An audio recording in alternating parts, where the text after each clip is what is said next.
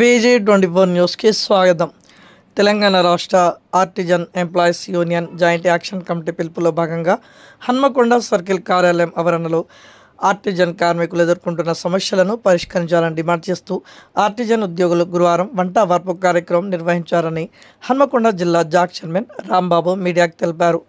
ఈ కార్యక్రమానికి ముఖ్య అతిథిగా ఆర్టిజన్ జాక్ రాష్ట్ర కన్వీనర్ చందారెడ్డి, రాష్ట్ర జాక్ నాయకులు సుంకు సతీష్, చంద్రసింగ్ ఠాకూర్, జిల్లా నాయకులు బుచ్చన్న గౌడ్ హాజరై మాట్లాడుతూ ఆర్టిజన్ ఉద్యోగులను ప్రభుత్వం వెంటనే చర్చలకు పిలిచి సమస్యలను పరిష్కరించాలని కోరారు.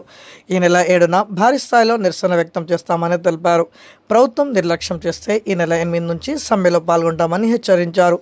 ఈ వంట వార్పు కార్యక్రమంలో అన్ని విద్యుత్ సంఘాలు నాయకులు మద్దతుగా సంఘీభావం తెలిపారు. ఈ కార్యక్రమంలో NPDCL జాక్ చైర్మన్ సవీందర్, నాయకులు వెంకట్ నాయక్, ఉమ్మడి వరంగల్ జిల్లా చైర్మన్ సలీం పాషా, ఆర్టిజన్ ఉద్యోగులు పాల్గొన్నారు. మద్దతు ప్రకటించారు కూడా.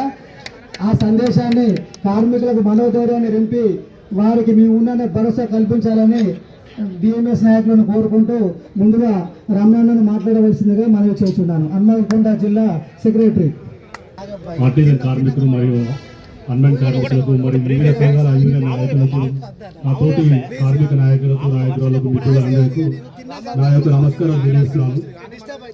ముందుగా ఈ కార్యక్రమం చేపట్టిన జేఏసీ వారికి నా ధన్యవాదాలు తెలియజేస్తూ, మా BMS తరఫున మా సంపూర్ణ మద్దతుని హన్మకొండ జిల్లా తరఫున మరియు కంపెనీ తరఫున మరియు స్టేట్ తరఫున సంపూర్ణ మద్దతుని ప్రకటిస్తున్నాము. ఈ కార్యక్రమంలో ముఖ్యంగా మీరు ఏదైతే ఈ కార్యక్రమానికి ముందు పట్టారో ఇది సక్సెస్ అయ్యే వరకు మీరు అన్ని యూనియన్లని, అన్ని ఆర్గనైజేషన్లు, మీకున్న వివిధ పరిచయాలతో పొలిటికల్ కానీ ఏ పరిచయాన్ని కూడా వదిలిపెట్టకుండా మీరు దీన్ని ముందుకు తీసుకెళ్లి ఈ దఫా దీన్ని ఉధృతం చేసి సక్సెస్ 100% ప్రతి ఒక్క కార్మికుడు, ఆర్టిజన్, అన్నం కార్మికులు అందరూ కూడా మీరు ఆహారీసులు కృషి చేసి దీన్ని సక్సెస్ చేసుకోవాల్సిందిగా మీరు కూడా ముందుండాలని కోరుకుంటూ, కూడా మన డిపార్ట్మెంట్ కు హాని కాకుండా మన సమస్యలను ఎన్నో సార్లు నిదానంగా మన గవర్నమెంట్ కు మనం చెప్పుకుంటున్నాం, ఎన్నో తరాలుగా చెప్పుకున్నాం. మొన్న మా సంజయ్ రెడ్డి సార్ కూడా మరి బట్టి విక్రమార్క డిప్యూటీ సీఎం గారిని కూడా పవర్ మినిస్టర్ వారికి కూడా మీ యొక్క విషయాలు, మీ కష్టాలు మొత్తం కూడా మన ఇనుగాల శ్రీధర్ గారు దఫాలుగా చెప్పిండ్రు. మరి అయినా కూడా గవర్నమెంట్ ఇంతవరకు దాని మీద నిర్ణయం తీసుకుపోవడం, వాళ్ళే మనలా నడి రోడ్డు మీకు గుంజిన్లు. మరి కాబట్టి తప్పకుండా మన న్యాయమైన పోరాటానికి ఎంతవరకైనా కూడా మనం మీరు చేసే పోరాటానికి 377 పక్షాన అన్ని యూనియన్లు కూడా మీకు మద్దతు ఇస్తున్నాయి. అన్ని యూనియన్ల తరఫు నుంచి కూడా మేము కూడా జాగ్గా తీర్మానించుకొని మీ న్యాయమైన కోరిక తీర్చడం కోసం గవర్నమెంట్ కోసం మళ్ళొకసారి ఇవాళ రాష్ట్ర సెక్రటరీ జనరల్ గారు మరి సంజయ్ రెడ్డి గారిని తీసుకొని డిప్యూటీ మినిస్టర్ను మరి సీఎం గారు నిన్ను తర్వాత, ఎందుకంటే పవర్ సెక్టర్ తన చేతిలో ఉంది కాబట్టి వారికి మరియు సీఎం గారికి ఈ యొక్క విషయాన్ని తీసుకుపోతున్నాను పొద్దున్నే వారు కూడా వెళ్ళడం జరిగింది. మరి ఏదేమైనా మనం యూనిట్గా ఉండి తప్పకుండా మన న్యాయమైన కోరికలను మనం ఎవరైతే ఆర్టిజన్స్ ఉన్నారో అందరికీ APSC రూల్స్ వర్తింపజేయాలని, తర్వాత ఎవరైతే అన్యాన్స్ ఉన్నారో వాళ్ళకు కూడా EPF ESI కట్ అవుతుంది. ఈ ఆర్టిజన్ అనేది వద్దు, మళ్ళీ మీకు కూడా APSC రూల్స్ వర్తించేటట్టు బేషరతుగా వన్ టైం సెటిల్మెంట్ లెక్క ఇప్పుడైతే ఎవరికైతే VWS కు NRMRలకు ఇచ్చినామో వాళ్ళకు కూడా ఏ టెస్ట్ లేకుండా మనకు సరే రోజు నిత్యం పనిచేస్తున్నాం. మీకు తెలిసినంత సర్వీస్, మీకున్న టెక్నాలజీ ఎవరికి కూడా లేదు. మరి అన్యాన్లకైనా ఆర్టిజన్స్కైనా అందరికీ జైలను వర్తింపజేయాలని, పీసీటెక్ కార్మికులు అయితే రోజుకు ఈ గ్రోజ్యోతి వచ్చిన కాంచెల్లి పాపం వాళ్లకు పుట్ట గడవడే కష్టమవుతుంది.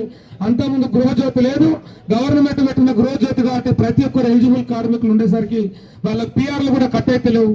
మరి ఆ PRలు కట్ అయితేనే మీకు ఇంత జీతం అనేసరికి 20 సంవత్సరాలు 15 సంవత్సరాలు చేసిన వాళ్ళకు కుటుంబం గడవడం కూడా కష్టమవుతుంది.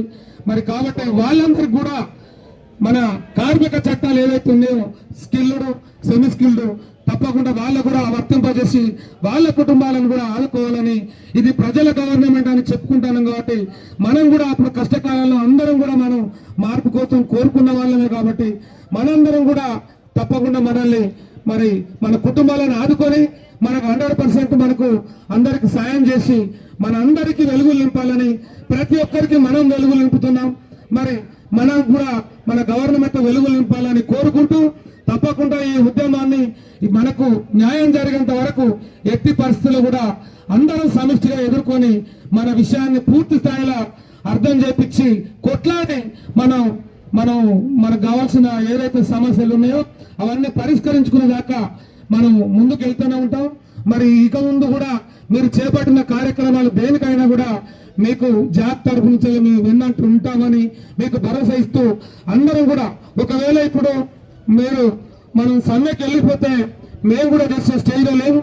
ఎందుకంటే ఇది మేము పర్మనెంట్ ఎంప్లాయీస్ కూడా అందరూ కలిసి అందరం కూడా చేస్తేనే ఇది ఒక కొలిక్ వస్తుంది. ఎందుకంటే ఇప్పుడు ఇచ్చే పిఆర్సీలో కూడా మీ పరిస్థితి అయిపోయిన తర్వాతనే మిగతా ఏదైనా సెటిల్మెంట్ కావాలని మన రాష్ట్ర నాయకత్వాన్ని కోరుకుంటాను. ఎవరికో డబ్బులు పెరగడం ఎంతో జీతం పెరగడం కాదు, మరి అన్ని కుటుంబాలలో వెలుగు చూడాలి. కాబట్టి పిఆర్సీలో కూడా ఇది ఏదో తేలిన తర్వాతనే వేరే సబ్జెక్ట్ కు పోవాలని మా రాష్ట్ర నాయకత్వాన్ని కూడా మేము చెప్పుకున్నాం. కాబట్టి దయచేసి మీరు ఎవరు కూడా అందరూ సహనంగా వండుకుంటూ మనం ముందుకు పోతూ మన సమస్యలు సాల్వ్ చేసుకోవాలని మీకు మనవి చేస్తూ ఈ అవకాశం ఇచ్చిన ఆర్గనైజర్స్ కు మీ అందరు కూడా కృతజ్ఞతలు తెలుపుకుంటూ ఇంతటితో ఊపిస్తున్నాను.